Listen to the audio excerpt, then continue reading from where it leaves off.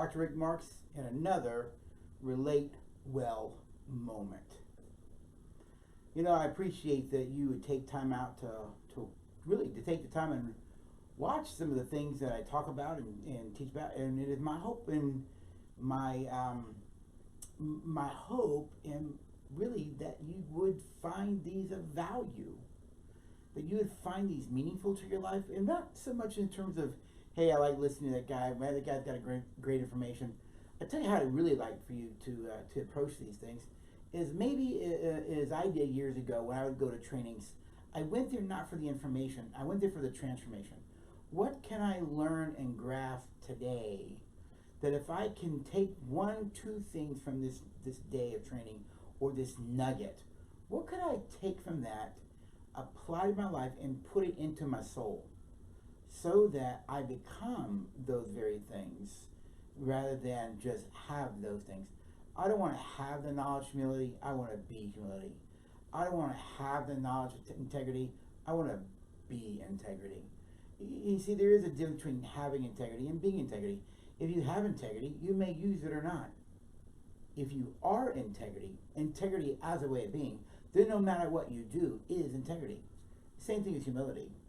You can have humility, but I'd rather you be humility.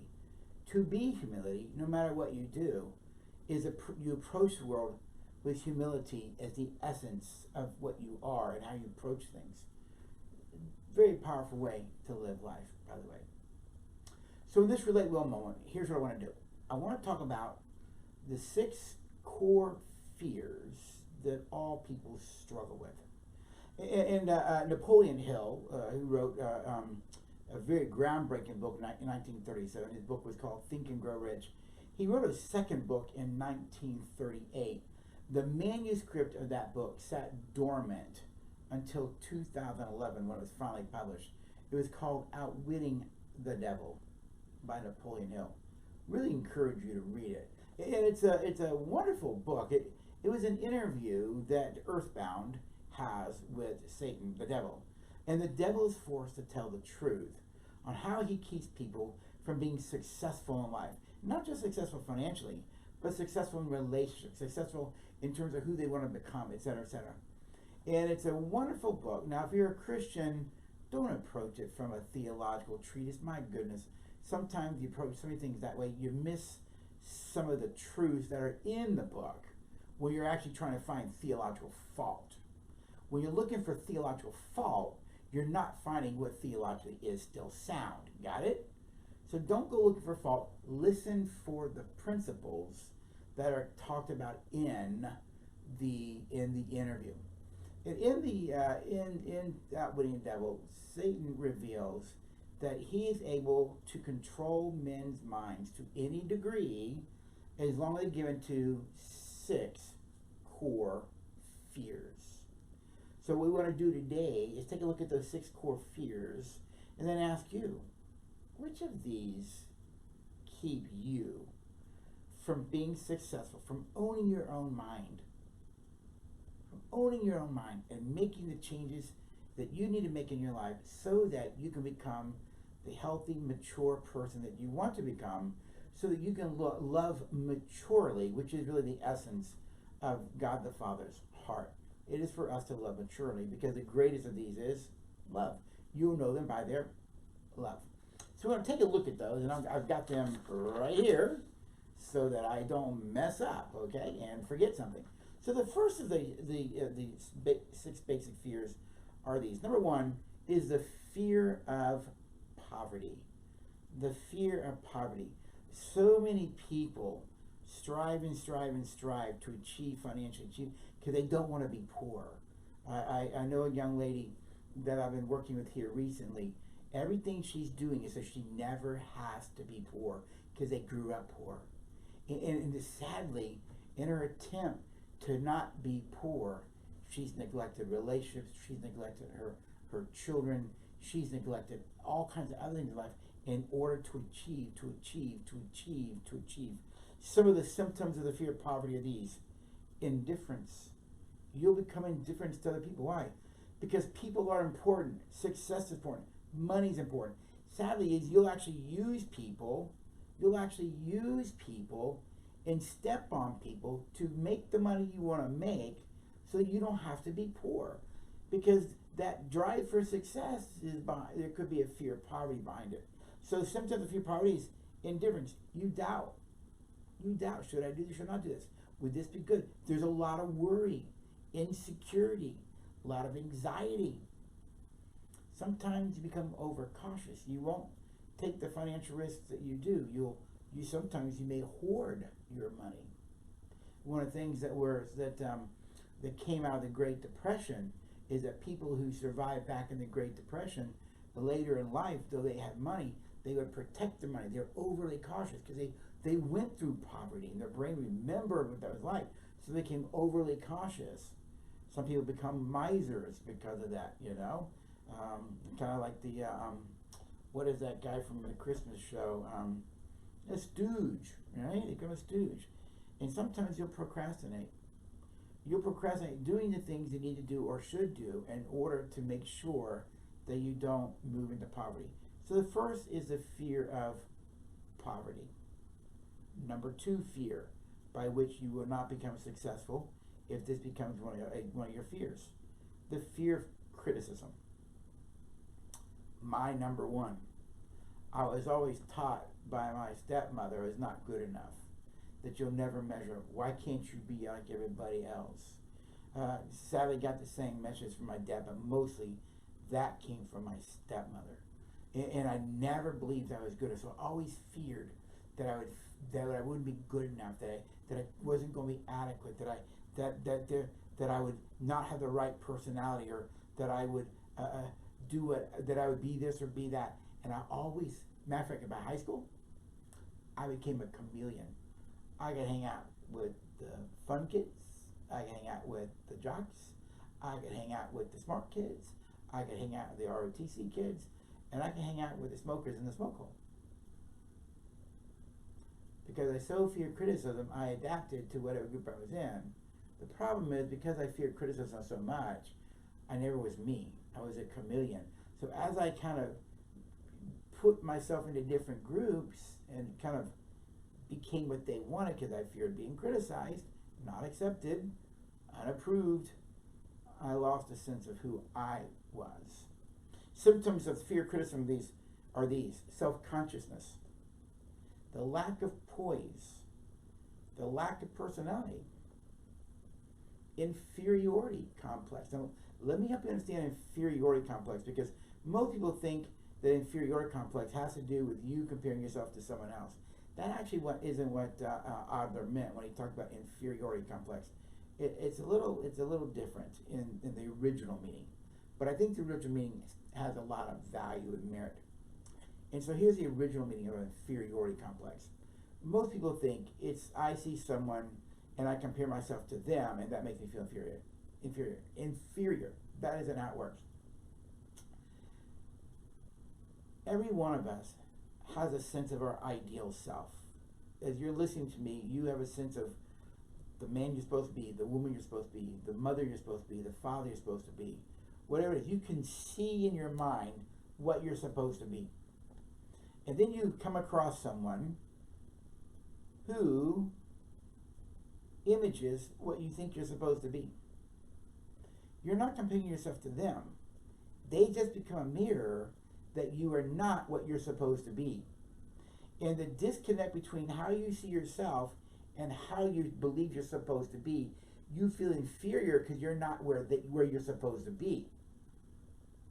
Because other people mirror where you are, and that becomes a reflection of where you're not, and that's what I want to be. That is inferiority complex.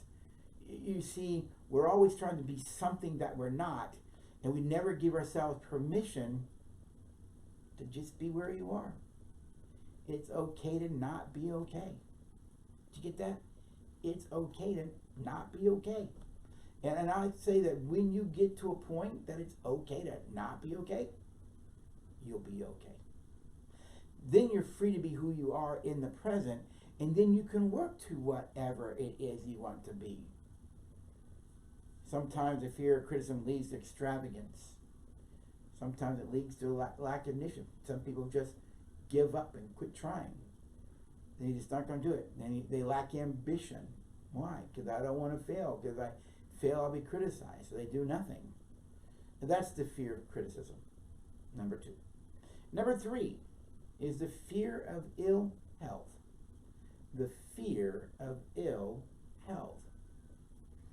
These are people who believe that they have to be able to be this certain way in their physical body so they can live long and healthy because they're afraid of being sick. They're afraid of being unhealthy. Now, let me say this. I'm not saying you should go eat and live and be stupid, all right? That's not what we're saying here. But when you have the fear of ill health, then you're always striving physically to do this, live this way, eat this way, so that you won't get cancer, so you won't get this, or you won't get that. Sorry, but I do. I know people who live most of their life as vegetarians, or they ate right, they ate healthy, because they did want to get cancer. And guess what? Got cancer anyways. All their attempts and all the right things they did in order to live right, eat right, healthy diet, to not get cancer, they got cancer anyways. It's the fear of ill health. Symptoms here include experimenting with diets or physical exercises, particularly without professional guidance. That would be like me, right? Now, I was never an athlete. I just never was. I was always in good shape, those kind of things. Just had a great metabolism. Got married, was in pretty good shape, but I lived with a wife who had issues around eating. She had weight problems as a kid, and that translated into emotional baggage in her life, and then she kind of put that off on me and the kids. All right, their fear of ill health, the fear of not looking like she wants to look. Right, some people become hypochondriacs. Exercise excuses. You know, if I exercise, I might get hurt. You know, susceptibility to sickness because you're doing so many things that you think you're doing. Sometimes you become susceptible to sickness because what you're doing leads you there. Some people fake an illness, or you have frequent drug or alcohol use, or even painkillers. Why? They're so afraid of getting sick, they start using medication. If they feel like I'm about to get a cold, go take something. I feel like I got an ache, you go take something. I may have this, I go take them. Hypochondriacs. You see? Hypochondriacs. It's the fear of ill health. A very unhealthy way to live, just like the fear of poverty and the fear of criticism. Next is the fear of loss of love. The fear of loss of love of someone. We were all created by God for love and to be loved. We are created to be objects of love, to love others, and to let others love us. It is not good that man should be alone. That aloneness is a sense that there's no one there for me, that I am alone, that I am not lovable. I would say there's 4 questions that everyone needs to answer early in life. And when these things are answered early in life in a positive way, at the emotional level, these people tend to thrive. When they're not answered in a positive way, you may not. It's the idea of, do I matter? Do I have value? Am I lovable? And do I have a purpose? Do I have a plan in life? Am I here just existing? Excuse me. But the fear of loss of love of someone, sometimes you become manipulative because you're afraid of losing love. And sometimes you might control that person because you're afraid of losing love. And the fear of loss of love can come across as dependency, or it can come across as control and overpowering someone. I'm afraid I'll lose love, so I control you. Could lead to domestic violence. It's the fear of loss of love. Here are some symptoms here. Jealousy. Dr. Lori Gordon refers to jealousy as the dark side of intimacy. She's actually right. It is the dark side of intimacy. Love is actually other focused. At the very center of jealousy is the self. It is about me. Other symptoms: fault finding, gambling, monetary theft, and overspending. Why? Till you prove yourself to others that it will still love you even if you are reckless. In other words, I will do stupid things to prove to myself that if I do stupid things, you'll still love me. So I go gamble, I do drugs, I look at porn. Why? I'm really unconsciously trying to find out, will you love me even if I mess up? I know that early in our marriage, in two arguments in particular, Llewellyn threatened to just leave in the relationship. I'm thinking, how did we go from this to there? And I put in my mind, not knowing consciously then, that I had an expectation she's going to leave me one day.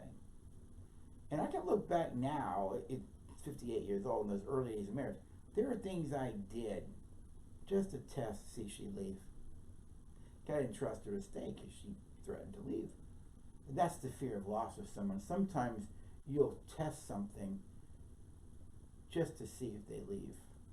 Problem is, at some point they probably will, because nobody likes to be tested like that. The fear of loss of someone, the fear of loss of love of someone. The fifth fear that Napoleon Hill talks about is a fear of old age. I mean, you talk about get this product, wear this, put this on your skin. It slows down aging. It slows. Folks, let me tell you something. You can't slow down aging. Aging is something that happens in time, and you don't have the power to hold time back. You may alter your physical body with, you may do things to it, nip and tuck, whatever, but in the end, all you're doing is changing as physical, but time still marches on. All you're doing is altering your appearance in time, but you, no doubt, are still getting older. But people fear getting older. So they want to they may become overly, exercise a lot. Sometimes they talk about being old a lot. Oh, when I get old, what's going to happen when I get old? What's going to happen to this? What about retirement? Should I retire? I don't want to retire till that's a fear of being old. You know what I found out? My 40s were actually pretty great. I'm 58 now. I've actually enjoyed my 50s. I have. New things have happened in my 50s. I've learned some more things about myself and about life and my wife and my family. I'm seeing things change in our country. Some things I don't like, some things I do like. There's a part of me looking forward to the 60s to see what those hold for me. The fear of old age. Symptoms here include slowing down, talking about being old, making excuses against exercising due to age, ignoring human qualities, saying that they are child qualities. Folks, it is not healthy or mature to be childish. Adults who are childish are unhealthy. But healthy, mature adults know how to be childlike. You get the difference? Being childlike, you see, children dream. Children fantasize. Children hope. Children trust. Children just kind of think in fun ways. They're playful. Don't ever lose that in your adult life, in your marriage, in your family, other relationships. Keep those things going. Being childlike is a good thing. Being childish probably get you in therapy. All right? And lastly, the last fear Napoleon Hill talks about is the fear of death. The fear of death. Some people are so afraid of dying, they live in such a way that tries to keep them from dying. And here's what I've learned. From my perspective and my faith perspective, there's only one person that had really no fear of death because he knew he's coming back. And that was Jesus. Every one of us have an inherent nature to survive. That's normal. That's normal. But when you live with a fear of death, these kind of symptoms show up. You start thinking about dying a lot. Why? Because you're afraid of it, all right? Some people quit getting a purpose. Why? Well, what if I was to die? Maybe I shouldn't invest in that, or maybe this shouldn't happen. Maybe I shouldn't do that. Maybe I shouldn't go to school. What if I go to school and something doesn't happen and I die? I don't want to make those investments, you see? And some people end up with a lack of drive in their occupation, in their relationships, because they're so consumed about dying. Guess what? They quit learning how to live. They just quit learning how to live.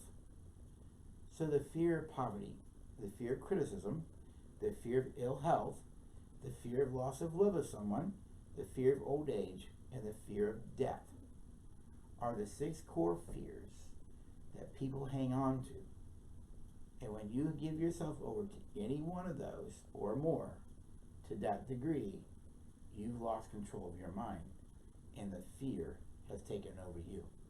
It will control you. Or 2 Timothy 1:7 puts it, for God did not give us a spirit of fear, but power, love, and a sound mind. If you're struggling with any of those fears, first and foremost, I would tell you, admit it. Just admit you have that fear.